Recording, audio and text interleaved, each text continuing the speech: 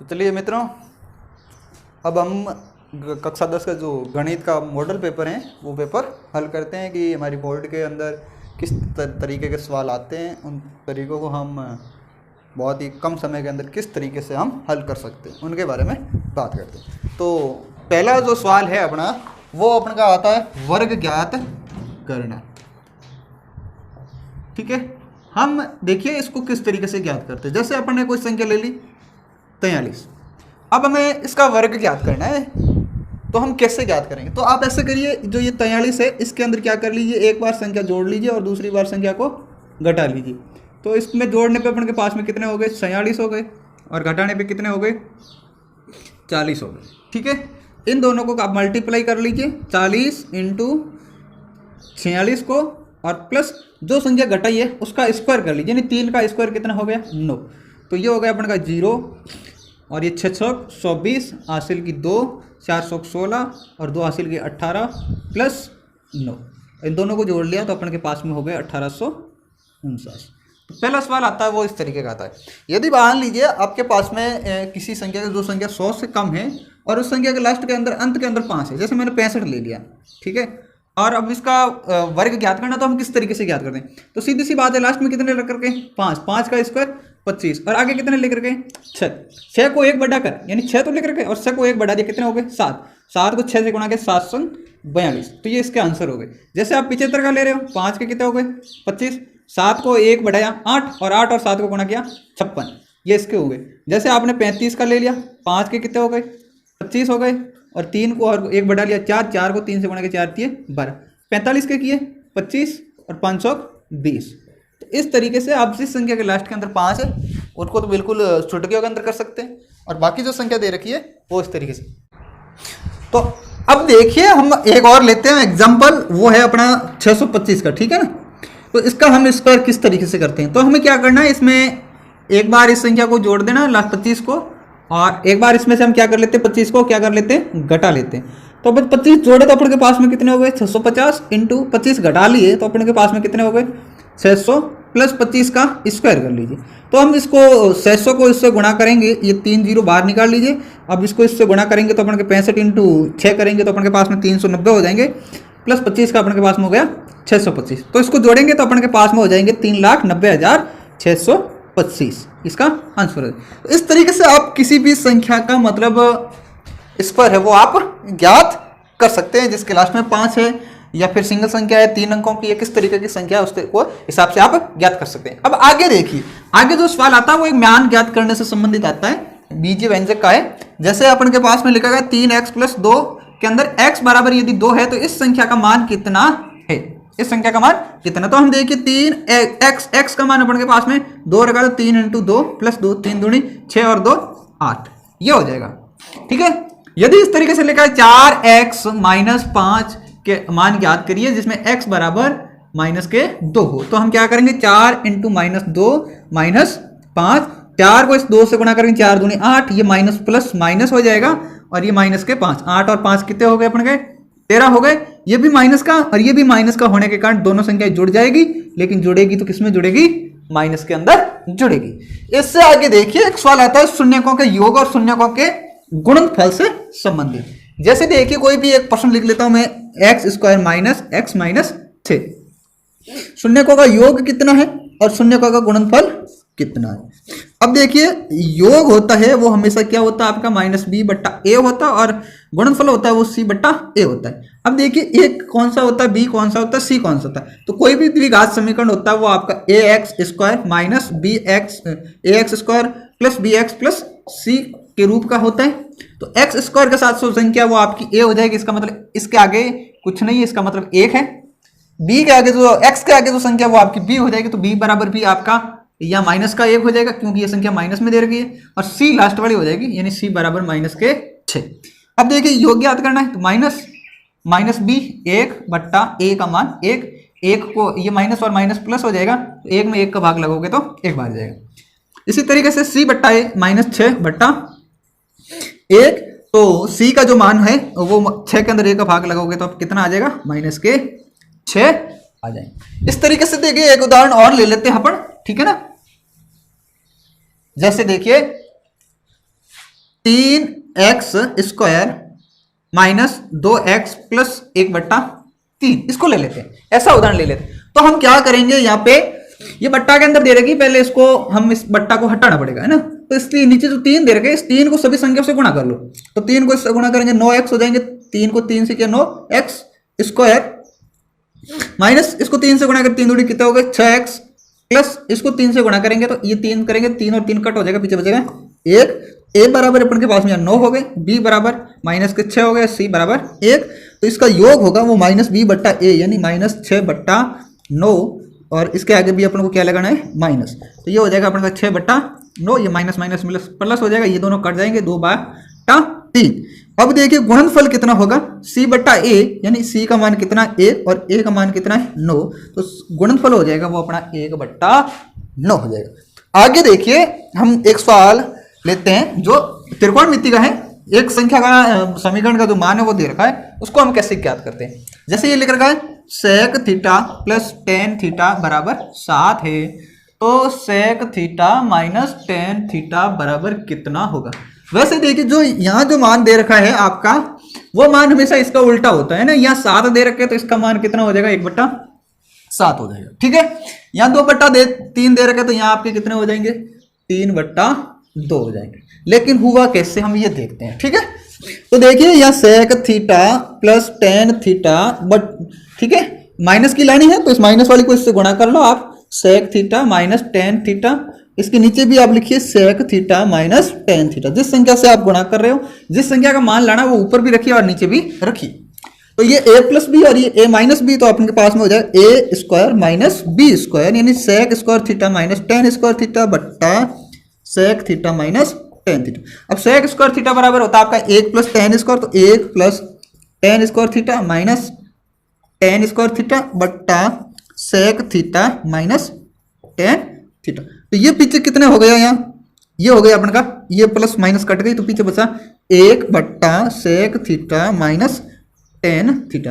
अब देखिए इसके बराबर कितना दे रखा अपन को 7 दे रखा है, यानी 7 कहाँ पे है ऊपर है, नीचे कुछ नहीं, इसका मतलब 1 रख ले। तो क्रॉस मल्टीप्लाई करोगे आप, ठीक है, तो sec theta minus tan theta बराबर 1/7 हो जाएगा, 1/7। तो मैंने आपको पहले भी बता दिया जो प्लस के अंदर जो मान दे रखा है वो हमेशा, यहाँ जो मान दे रखा है वो मान हमेशा इसके उल्टा हो जाएगा। यहाँ बड़ा मान है वो उल्टा हो जाएगा, यहाँ 7 थे तो यहाँ 1/7 हो गए, यहाँ 2/3 है तो यहाँ 3/2 हो गए। इस तरीके से आप इसको सवाल को समझना है, ठीक है। अब आगे देखिए एक सवाल त्रिकोणमिति का जो ऊंचाई और दूरी से संबंधित है। जैसे देखिए एक खंबा है, वैसे 3 सवाल बन रहे हैं। जैसे देखिए एक खंबा है जिसकी साया की लंबाई उसकी ऊंचाई के बराबर है, यानी ये खंबा है, ठीक है।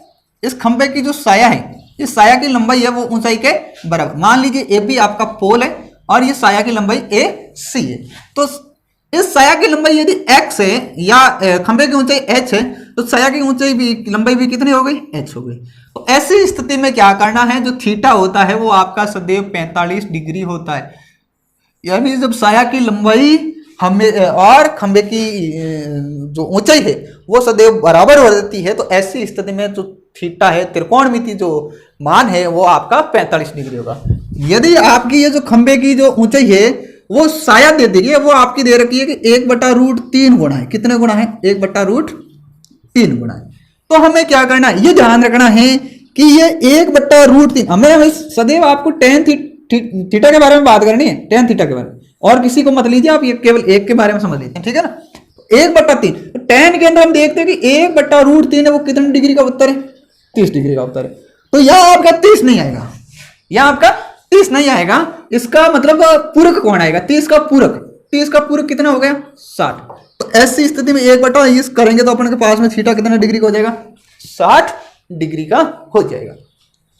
यदि आपको ऐसे पूछ लेता है √3 गुणा, तो √3 कितना डिग्री का मान होता है, देखिए √3 होता है अपने पास में 60 डिग्री का। तो यह 60 डिग्री उत्तर नहीं होगा, कितने डिग्री हो जाएगा 30 डिग्री हो जाएगा, ठीक है। कभी कभार क्या होता है कि खंबे की ऊंचाई और साया की जो साया का जो अनुपात है, साया का अनुपात वो 1/√3 दे रखा है, 1/√3 दे रखा है, ठीक है। तो हम इससे कैसे समझेंगे, इसका मतलब है कि खंबे की ऊंचाई 1 है और साया कितनी है √3 गुणा, यानी ऊंचाई 1 है तो खंबे की साया की जो ऊंचाई लंबाई हो जाएगी वो कितनी हो जाएगी, वो √3 हो जाएगी। यानी ये 1 हो गई थी, 1/√3 हो गई है ना। तो एक जब 1 और √3 दे रखा है तो √3 का मतलब कितने डिग्री हो जाएगा आपका, 30 डिग्री हो जाएगी, यानी 30 डिग्री। यदि 1:1/√3 दे रखा है तो आपका कितना हो जाएगा, 60 डिग्री हो जाएगा। ये सवाल विशेष तौर पे ध्यान रखना जो ऑप्शनल के अंदर आपको पूछा जा सकता है। अब आगे देखिए, हम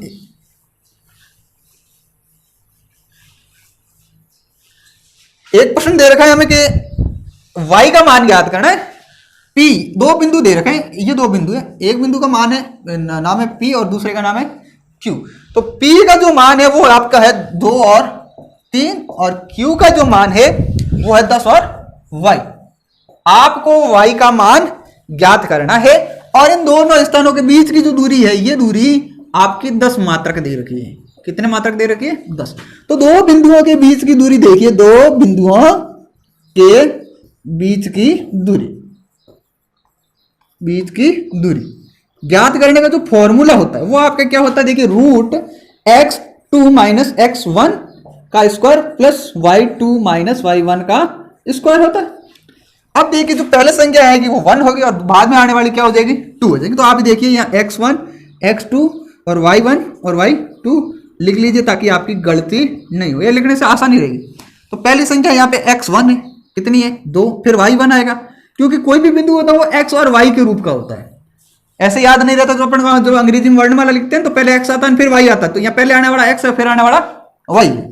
तो ये x1 हो जाएगा और ये y1 हो गया और ये x2 हो गया और दूसरा y2 हो गया। अब हम देखिए 2 बिंदुओं के बीच की दूरी ज्ञात करते हैं। तो यहाँ देखिए कितना हो गया, 10 माइनस फिर x1 है, x1 का मान कितना हो गया, 2, इसका square plus y2 minus y1 y2 y1 यानी y - 3 का स्क्वायर, इसका रूट, इसके बराबर कितने आ रहे हैं अपने पास में, देखिए 10 आ रहे हैं। कितने आ रहे हैं, 10। जब हम क्या करेंगे, 10 में से 2 चले गए पीछे, कितने बचे, 8, 8 का स्क्वायर करेंगे 8, 64 प्लस अब ये देखो a - b का स्क्वायर है तो इसका स्क्वायर करिए, y का स्क्वायर आपका y स्क्वायर हो गया -2ab 3 दूनी 6y, ठीक है, प्लस b स्क्वायर 3 का स्क्वायर 9। ये स्क्वायर रूट हटेगा तो इसके ऊपर स्क्वायर आ जाएगा, 10 के ऊपर स्क्वायर आ गया। तो ये 64 और 9 कितने हो गए, 64 और 9 आपके हो गए 73 plus y square minus 6y plus ये तो हो गया और पीछे बचे मेरे पास में इधर 100। तो y स्क्वायर माइनस 6y बराबर ये 73 चले जाएंगे उधर तो 100 minus 73 y square minus 6y बराबर ये पीछे बच गए अपने के पास में 27। ठीक है, अब जो पीछे बचेगा वो किधर अपने पास समीकरण बन गया, y स्क्वायर माइनस 6y, इस 27 को हम इधर ले लेते हैं, ये माइनस के अंदर आ गया बराबर 0 कर लेते हैं। अब देखिए क्या करेंगे हम, इसके टुकड़े करिए, ये इन दोनों संख्या को गुणा करते हैं अपने के पास 27 होते हैं तो अपन 6 के ऐसे टुकड़े करें कि गुणा करने पे तो 27 हो लेकिन जोड़ने में कितना हो जाए 6। तो ऐसे अपने के पास में एक 9 और एक 3 ले लेते हैं, 9 3 27 और जोड़ने पे 6 हो जाए। तो y स्क्वायर माइनस, यहाँ माइनस के पीछे बचा नहीं है अपने को तो माइनस की बड़ी रख लेते हैं 9y, प्लस की छोटी रख लेते हैं 3y। तो देखो अब इस दोनों को जोड़ेंगे, 9 में से 3 जाएंगे पीछे, कितने बचेंगे 6 और गुणा करोगे तब कितने हो गए 27 माइनस 27 बराबर 0।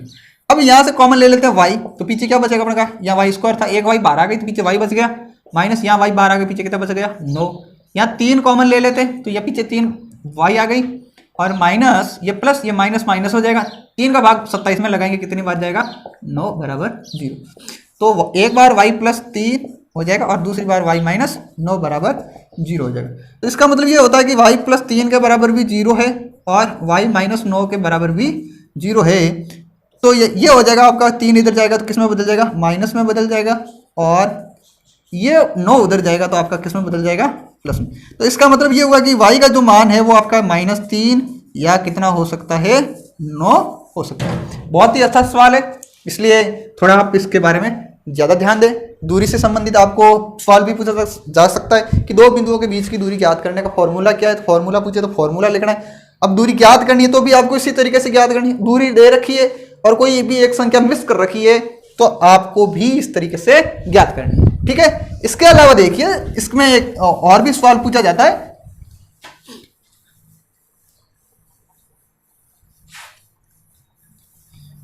इसमें एक होता है कि मूल बिंदु, है ना, तो मूल बिंदु के निर्देशांक होते हैं वो आपके क्या होते हैं, 0 0 होते हैं। एक्स का जो निर्देशांक होता है, एक्स का निर्देशांक, एक्स के निर्देशांक को क्या बोला जाता है, कोटि बोला जाता है। और वाई के निर्देशांक को क्या बोला जाता है, भुज। एक्स के निर्देशांक को कोटि और वाई के निर्देशांक को भुज। अब कोई बिंदु लेकर का 3 और 2, तो इसमें पूछा जाएगा कि एक्स की कोटि। तो देखिए इसमें क्या है कि जैसे ये बिंदु लेकर का एम, तो एम की कोटि क्या है, आपको ऐसे पूछेगा एम की कोटि, एम की कोटि। तो एम की कोटि क्या होगी, एक्स का निर्देशांक होगा। एक्स का निर्देशांक कितना है यहाँ पे 3, तो एम की कोटि हो गई 3, और एम का भुज क्या हो गया 2। आपको इस तरीके से भी पूछा जा सकता है कि जैसे ये बिंदु दे रखा है कि 4 और -7, इसकी एक्स अक्ष से दूरी, एक्स अक्ष से दूरी। तो आपको इस स्थिति में क्या करना है, जब एक्स, ये एक्स है और ये वाई, एक्स अक्ष से दूरी पूछी जाती है तो अपन क्या लिखेंगे, वाई का मान लिखना है, तो -7 इकाई। और जब वाई अक्ष से दूरी पूछी जाती है तो हम क्या करेंगे, एक्स का मान लिखेंगे। तो ये वाई है, तो वाई के साथ एक्स का मान जो दे रखा है वो कितना दे रखा है 4, तो इसका उत्तर हो जाएगा वो कितना हो जाएगा 4 इकाई होगा। इस तरीके से आपको इन चीजों के बारे में भी थोड़ा जानकारी रखनी है। अब आगे देखिए, और एक प्रश्न लिख रखा है, ये देखिए कि एक चित्र बना रखा है इस तरीके का, ये यहां लिख रखा है आपका ए, यहां डी, और यहां बी, यहां सी लिख रखा है, और यहां शायद ई लिख रखा है। अब देखिए यहां इसने लिखा है कि डी ई समानांतर बी सी है, और ए डी का मान x है, बी डी का मान x-2 है, ए ई का मान x+2 है, और ई सी का मान x-1 है। x का मान कितना होगा, तब देखिए भाई कि दो रेखाएं समांतर, यहां दोनों क्या है समांतर है। तो हम ऐसी स्थिति में क्या करते हैं, जब ये दोनों किसी त्रिभुज के अंदर एक भुजा जब दूसरी भुजा के समानांतर होती है, तो उन त्रिभुज की समांतर भुजाओं द्वारा जो दो त्रिभुज बनते हैं, उन दोनों त्रिभुजों की जो भुजाओं का अनुपात होता है वो बराबर होता है। यानी इस भुजा का अनुपात और इस भुजा का अनुपात बराबर होगा, इस भुजा का अनुपात और इस भुजा का अनुपात बराबर होगा। तो इसका मतलब ये होगा कि ए डी बट्टा बी डी बराबर ए ई बट्टा सी ई, ये बराबर होगा ई सी को या सी। तो देखिए आप या ए डी कितना है अपने के पास में x बट्टा बी डी कितना है x-2 बराबर ए कितना है x+2, और ये कितना है x-1। तो इसको क्रॉस मल्टीप्लाई करेंगे हम, तो x इंटू x-1, और इधर अपन कर लेते हैं x-2 इंटू x+2, तो ये हो जाएगा अपन का x² माइनस x, ये माइनस बी इंटू ए प्लस बी, इसका मतलब a² माइनस b² x² -4। ये और ये कट गया, सीधी सी बात हो, हम इसे बचा -x और इधर बचे -4, दोनों जगह माइनस है, दोनों माइनस को काट लीजिए आप, माइनस ये कट जाएगा, ये कट जाएगा, तो पीछे कितना बचेगा x बराबर 4। इस प्रश्न का उत्तर हो जाए, तो x का मान आएगा वो आपका कितना हो जाएगा 4 हो जाएगा, ताकि इन दोनों भुजाओं का अनुपात है वो हमेशा बराबर हो जाए। ये ध्यान रखिए कि त्रिभुज के अंदर एक भुजा के समांतर खींची जाने वाली कोई दूसरी रेखा खींची जाती है, तो वो रेखा त्रिभुज की शेष दोनों भुजाओं को समान अनुपात में बांटती है। चलिए अगला क्वेश्चन है अपना, वर्त से संबंधित दे रखा है कि एक वर्त की समान जीवाएं एक वर्त में केंद्र से समान दूरी पर स्थित, ये वर्त है और वर्त में केंद्र है। जैसे देखिए ये एक वर्त है इस तरीके का, ये केंद्र है और केंद्र से समान दूरी ये है, और एक जीवा मान लीजिए ये, तो ये दोनों बराबर दूरी पर स्थित है। तो इसका मतलब यह हुआ कि जो जीवाएं वर्त में केंद्र से समान दूरी पर स्थित होती है वे सदैव हमेशा बराबर होती है, सदैव बराबर होती है। यदि ये जैसे ये कोई वर्त दे रखा है और एक वर्त की जीवा की लंबाई त्रिज्या से छोटी है, यानी त्रिज्या होती है उससे छोटी होती है, मान लो त्रिज्या 4 सेंटीमीटर की, कोई जीवा 3 सेंटीमीटर की, तो वो जीवा हमेशा वर्त के किस लघु वर्तखंड के अंदर स्थित होगी, दीर्घ वर्तखंड के अंदर स्थित नहीं होगी। यदि कोई भी ऐसी जीवा होती है जो वर्त को दो समान भागों में बांटती है, इसका मतलब वर्त कैसा हो जाएगा, अर्धवर्त हो जाएगा। और केंद्र से समान दूरी पर स्थित रहने वाली जीवाएं भी हमेशा बराबर होती है और वे केंद्र पर हमेशा बराबर कोण अंतरित करती है। अब देखिए इससे आगे एक प्रश्न दे रखा है कि दो गोलों की त्रिज्याओं का अनुपात R1 एक का और दूसरी का मान लो R2 है। ये आपका है 2:3, 2:3। तो इनके आयतन का अनुपात कितना हो? अब गोले का आयतन कितना होता है? देखिए 4/3 पाई R क्यूब होता है, R1 का क्यूब, अनुपात पाई बटा 4/3 इंटू पाई R2 का क्यूब। तो देखिए 4/3 से 4/3 कट गया, पाई से पाई कट गई, पीछे क्या बचा? R1 का क्यूब अनुपात R2 का क्यूब। त्रिज्याओं का क्यूब कर लीजिए, तो ये 2 का क्यूब अनुपात या 3 का क्यूब। तो 2 का क्यूब कितना हो गया? 8 और 3 का क्यूब कितना हो गया? 27। तो इसका मतलब यह हो गया कि जब दोनों त्रिज्याओं का अनुपात 2:3 है तो उस गोले के जो आयतनों का, दोनों गोलों का जो आयतनों का अनुपात है वो आपका 8:27 हो जाएगा। अब देखिए इससे आगे एक प्रश्न और लेते हम। जैसे देखिए एक समांतर माध्य से संबंधित है, जैसे लिख रखा 53, 75, 42 और 70। इसका समांतर माध्य ज्ञात करना है। ठीक है, समांतर माध्य का मतलब सीधी सी बात है, इन सबको जोड़ना है। इसको भी जोड़ लेते हैं और जिसे कितनी टोटल संख्या है? कोई 4 का भाग लगा लेते हैं। 3 और ये 2 5 हो गए, 5 और 5 10 हासिल की, 1 हो गई। 7 और 4 11, 11 और 7 18, 18 और 5 23, 23 और 1 हासिल की 24/4। तो कितने हो गए अपन के पास में? 60 हो गए। ठीक है, अब मान लीजिए इसमें से कोई संख्या गायब होती है, 53 प्लस 75 प्लस 42। इसके अंदर एक संख्या कोई x है और वो दे रखी है, और कुल टोटल संख्या कितनी हो गई अपने के पास में? 5, और इनका औसत कितना हो गया अपने के पास में? 60। तो हम क्या करेंगे, इन सबको जोड़ा तो अपन के पास में कितने हो गए? 240 प्लस x, और इसको हम यहाँ इससे गुणा कर लेंगे तो ये अपन के पास में कितने हो गए? 300 हो गए, यानी इसको मल्टीप्लाई कर लिया। तो x बराबर कितना हो गया? 300 माइनस ये 240 उधर जाएगा तो माइनस हो जाएगा। ठीक है, तो पीछे कितने बचेंगे? 60। तो x का मान आ जाएगा, वो कितना आ जाएगा? 60 आ जाएगा। अब इसी की माध्यिका पूछते हैं अपन को, कहेंगे इसकी माध्यिका कितनी है? तो हम इसको क्या करते, पहले क्रम से लिखते, 42, 53, 70 और 75। यानी एक संख्या इधर छोड़नी है, एक इधर छोड़नी, बीच में कितनी बच गई? 2। ये दोनों का एवरेज करना है, यानी 70 प्लस 53/2, 123/2। इसका मतलब हो गया आपका 61.5। इसका आंसर हो जाएगा। वैसे आगे देखिए एक सवाल और आगे देखते हैं। एक एपी दे रखी है अपन के पास में 2, 7, 12, 17। इसका अपन को 8वां पद ज्ञात करना है। कितना? 8वां। तो अपन के पास में देखिए पहला पद कितना है? a बराबर कितना है? 2। फिर देखिए डिफरेंस ज्ञात करना है, d का मतलब होता है a2 माइनस a1, यानी ये दूसरा पद में से पहला पद घटाना है। दूसरा पद 7 माइनस 2 कितने हो गए? 5। अब देखिए किसी भी एपी का अपन को a nवां पद ज्ञात करना है, तो उसके लिए हम क्या करेंगे? a plus n minus 1 into D करेंगे। a का मान कितना है? 2 प्लस n कितना है? 8वां पद ज्ञात करना है, तो ये लिखिए 8 माइनस 1 इंटू डी कितना है? 5। तो 2 प्लस 8 में से 1 गया, पीछे बचा 7 इंटू 5, तो या फिर हो गया 2 प्लस 7 5 35, 35 और 2 कितने हो गए? 37। तो इस प्रश्न का जो आंसर है वो कितना हो जाएगा आपके पास में? 37 हो जाएगा। इसके आगे लिखा है किसी प्रयोग की सभी प्रारंभिक घटनाओं की प्रायिकताओं का योग। तो प्रायिकता से संबंधित सवाल है। देखिए तो देखिए अपन क्या करते हैं, इसको भी समझ लेते हैं।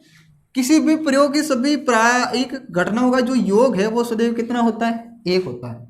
ऐसी घटना जिसका घटना संभव हो उसकी अधिकतम प्रायिकता भी कितनी होती है? 1 होती है। ऐसी घटना जिसका घटना असंभव हो उसकी प्रायिकता कितनी होती है? 0 होती है। कितनी होती है? 0। अब देखिए कोई भी संख्या, जैसे ये देखिए कि एक घटना जो ये घटित होती है और दूसरी जो घटित नहीं होती है, उन दोनों का योग कितना हो गया? 1। यदि इस घटित होने वाली का मान है वो आपका 2/3 है, तो इसको हम कैसे करेंगे? देखिए तो इसकी जगह लिख देते हैं 2/3 प्लस असंभव घटना बराबर 1। तो असंभव घटना की जो प्रायिकता हो जाएगी, नहीं घटने वाली जो घटना है उसकी प्रायिकता है ना, तो 1 माइनस ये उधर चला जाएगा 2/3। तो आप क्या करेंगे ऐसी स्थिति में? नीचे वाली संख्या में से ऊपर लिखो, घटा दीजिए ऊपर वाली को, 3 में से 2 के पीछे कितना बचा 1 और नीचे वाली 3, तो इसका आंसर हो जाएगा 1/3। इस तरीके से आप इसको ज्ञात कर सकते हो। अब देखिए ये एक असंभव घटना की प्रायिकता, ये भी जिसका मान आपका 0 हो जाएगा। वृत्त का केंद्र वर्त के किस भाग में स्थित होता है? तो वर्त का केंद्र होता है हमेशा वो वर्त के अभ्यंतर के अंदर, यानी वर्त के अंदर स्थित होता है, वर्त के बाहर कभी भी स्थित नहीं होता। एक्स अक्ष पर स्थित किसी बिंदु के निर्देशांक को क्या कहते हैं? तो एक्स अक्ष पर स्थित कोई भी बिंदु होता है उसको हमेशा क्या कहते हैं? हम कोटि कहते हैं। और ऐसी स्थिति में एक्स अक्ष के ऊपर कोई भी बिंदु स्थित है तो इसका मतलब y का मान कितना होगा? 0 होगा आपका। ठीक है, अब देखिए आगे वाला जो प्रश्न है अपना, सीसीटीवी कैमरे का यातायात प्रबंधन में कोई एक उपयोग लिखिए। सीसीटीवी कैमरा क्या काम आता है? जितनी भी गाड़ियां चौराहे से गुजरती हैं या फिर रोड से गुजरती है, उस रोड से गुजरने वाले सभी वाहनों की निगरानी करता है, यानी कौन सी गाड़ी कितनी स्पीड से चलती है, किस तरीके से चलती है, नियमों का पालन करती है नहीं करती है। ऐसी स्थिति में निगरानी रखने का काम क्या करता है? सीसीटीवी कैमरा करता है।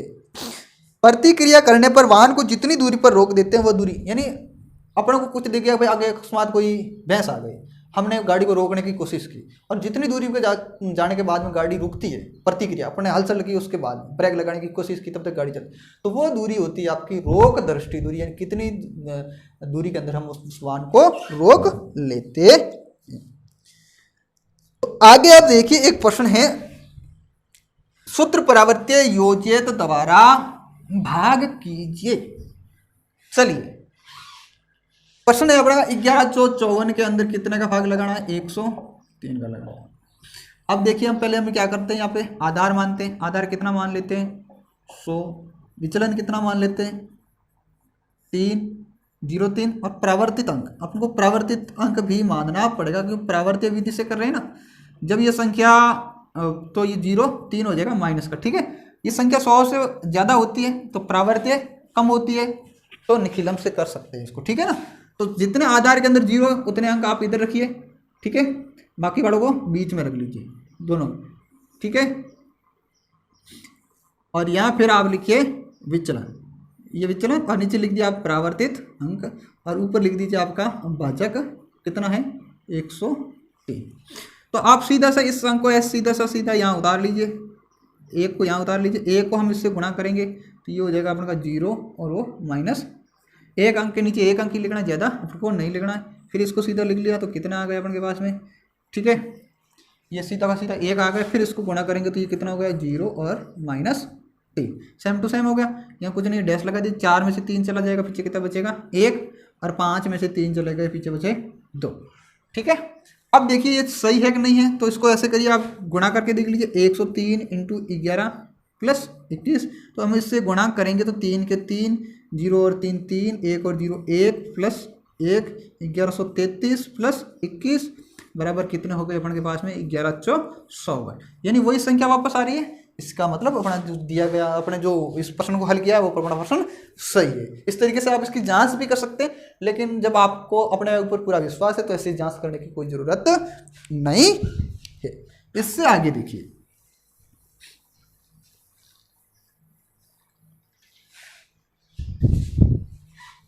एक प्रश्न लिख रखा है kx - y = 4 और दूसरा समीकरण लिख रखा है इसने 6x - 2y = 3।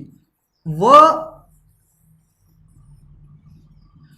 k का ऐसा मान ज्ञात करना है, इसके क्या कि इसके अनंत हल हो। कैसे अनंत हल हो? अनंत। तो देखिए जब अनंत हल होता है इसका मतलब a1/a2 = b1/b2 = c1/c2 होता है। a1 कितना है? ये आपका a1 है, ये b2 है, b1 है, और ये c1, a2 b2 और c2। तो a1 कितना है? k/a2 कितना है? 6। b1 कितना है? माइनस का 1 b2 कितना है? माइनस का 6 बराबर ये कितना आपका 4 ये बटा 3। ठीक है, तो देखिए ऐसी स्थिति में हम क्या करेंगे? k/6 इसको काट लेते हैं, 1/2 कर लेते हैं और इसको कर लेते हैं 4/3। तो क्या करेंगे हम? k/6 बराबर ये 4/3, इस लास्ट वाली संख्या के बराबर करना है। तो देखिए तो के बराबर हो जाएगा, इसको क्रॉस मल्टीप्लाई कर लो 624/3 हो जाएगा। तो के का मान आ जाएगा वो कितना आ जाएगा आपका 24/3। या फिर देखिए के बराबर ये लिख लेते हैं अपन, के बट्टा 6 बराबर 1/2। तो के बराबर 6/2 यानी कि के बराबर 3। या तो के का मान है आपका वो 3 हो जाएगा, और या फिर 24/3 का मतलब कितना हो गया आपके 6। या फिर के का मान है वो आपका कितना हो जाएगा 4। या तो के का मान 6 हो जाएगा, और या के का मान 3 हो जाएगा। तब जा करके ये जो संख्या है वो आपकी बराबर हो जाएगी। लेकिन हम यहाँ देखते हैं कि यहाँ 3 रखेंगे तो ये 3/6 यानी 1/2 हो जाएगा, ये भी 1/2 हो जाएगा। तो ऐसी स्थिति में ये दोनों बराबर हो जाएंगे, और बराबर हो जाएंगे तो इसके अनंत हल हो जाएंगे। आगे लिख रखा आपका 2 cos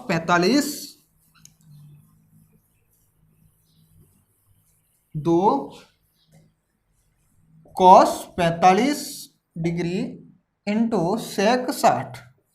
तो cos 45 का जो मान होता है वो आपका 1/√2 होता है, इंटू sec 60। अब sec 60 होता है वो हमेशा cosec sec है वो cos 60 का उल्टा होता है, और cos 60 का जो मान होता है वो हमेशा कितना होता है sin 30 के बराबर होता है। और sin 30 का मान 1/2 है, तो इसका मतलब इसका मान कितना हो जाएगा अपने पास में 2 हो जाएगा।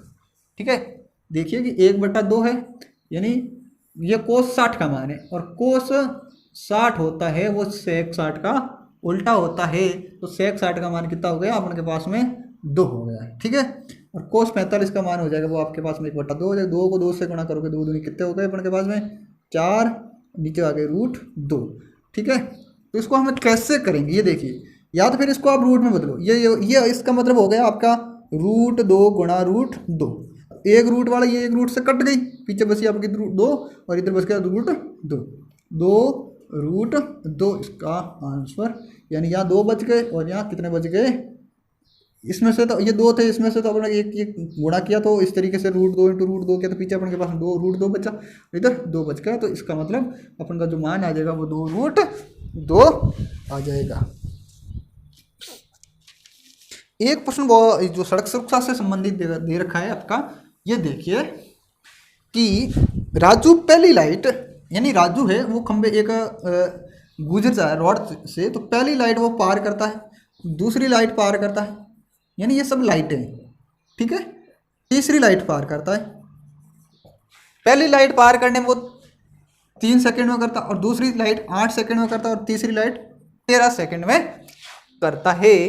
तो 78 सेकंड में कौन सी सिग्नल लाइट पार करेगी, यानी ये तो है सेकंड, यानी आपको ये पता लगाना कि 78 सेकंड के अंदर वो कौन सी लाइन पार करेगी। तो ये एपी बन गई 3, 8, 13 इस तरीके की एपी बन गई, और लास्ट है वो 78 सेकंड है।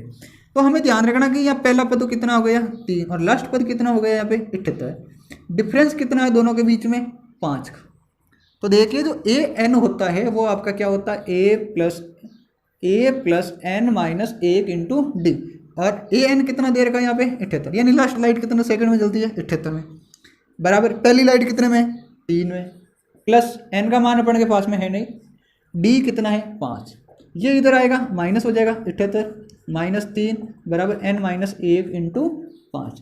तो n minus 1 into n minus 1 बराबर ही पीछे कितना बचा अपने के पास में 75, ये गुणा में था किस में बदल गया भाग में। तो n माइनस 1 बराबर ये हो गए आपके 15, इसमें भाग गया 15 बार, n बराबर 15 प्लस 1, n का मान कितना हो गया 16। तो इस तरीके से आप किसी भी सिग्नल का मान ज्ञात कर सकते हैं कि उस सेकंड के अंदर कौन सी सिग्नल पार होगा, या इतने कौन सा सिग्नल कितने सेकंड के अंदर पार होगा। इस तरीके से आप किसी भी सिग्नल का मान ज्ञात कर सकते हैं। तो आगे वाला जो और कोई कई प्रश्न हैं वो हम कल वाले वीडियो में हल करेंगे। बस आज इतना ही, थैंक यू। आगे यदि आपने हमारे चैनल को अभी तक सब्सक्राइब नहीं किया तो सब्सक्राइब करना भी नहीं भूलें, और इस वीडियो को ज़्यादा से ज़्यादा शेयर भी करें। धन्यवाद।